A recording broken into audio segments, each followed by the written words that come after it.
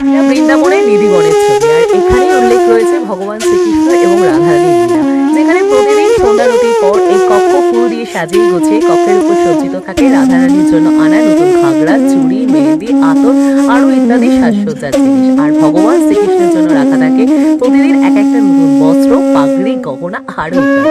আর সেই সঙ্গে থাকে পানের খিলি, দাতন, দুধ, জল, সন্দেশ। প্রতিদিন সন্ধ্যারতির পর কক্ষে তালা লাগিয়ে মন্দিরের পূজারী নিধিবন ছেড়ে সবাই চলে যায়।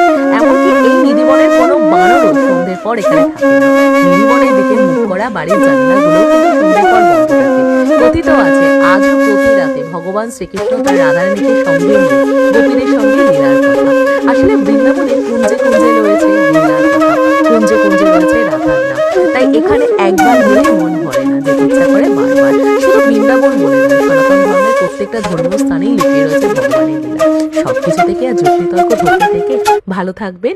রাধে রাধে।